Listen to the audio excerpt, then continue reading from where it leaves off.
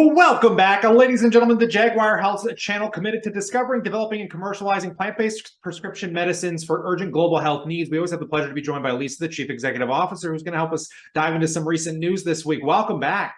Thank you. It's always a thrill to be back here talking to you. So much going on. Yeah, and always a pleasure to get you on to offer some clarity to the audience here. So let's kick it off with first and foremost, before we dive down into some of the patent filings and some of the other news. I mean, you've expanded your board members with Dr. Anula, and you formed a business inquiry committee to assess market opportunities. What does this mean for Jaguar Health? Well, Dr. Nula is amazing, fabulous board member. I've actually known her for about 30 years. So it's wonderful to have her on board. And it's really wonderful when you bring on a new board member and you take them through everything. You get so excited about what we've achieved, our pipeline, what's around the corner, the market opportunities. And the timing of bringing her on, as well as forming a business development committee or a business development advisory committee, is because we have just around the corner two major transformative events with our clinical programs that are going on. I mean, the final pivotal trial, we are in the midst of it. We expect to complete patient enrollment by the first half of 2023.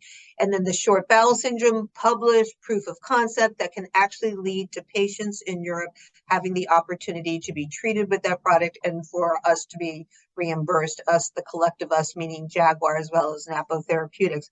So these are so transformative in terms of taking a pipeline opportunity to tangible product, tangible revenue in hand. It's a good time to make sure we have all the options for the future of the company thought through.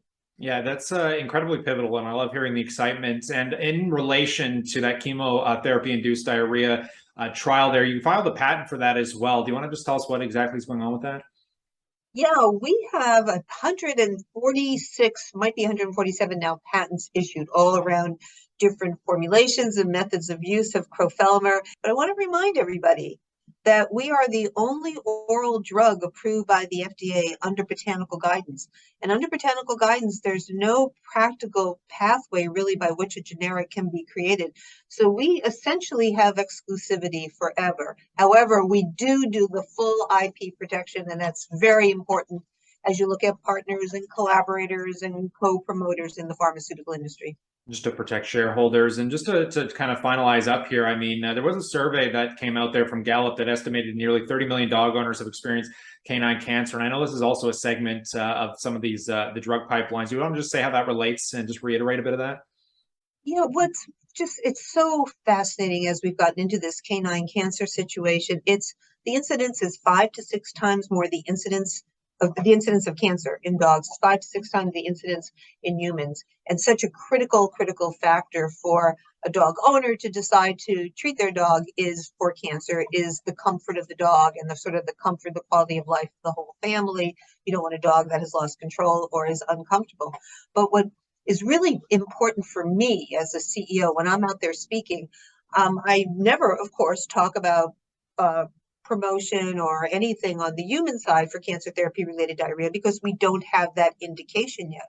However, Canalevia is approved for chemotherapy-induced diarrhea in dogs. So the dynamics are so similar between the animal market and the human market, the ability to keep the patient on therapy, the ability to keep the patient comfortable, the ability to reduce the cost of the side effects and the rehydration and the managing the patient.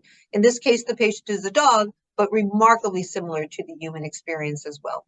Incredibly insightful as always, Lisa. I'm going to pass the question off to the viewers. We'd love to know what you guys think about all of these updates in that comment section below. And consider subscribing because as news comes down the wire, of course, we'll update you here. But stay cool, stay awesome. And as always, we look forward to catching you in the next one.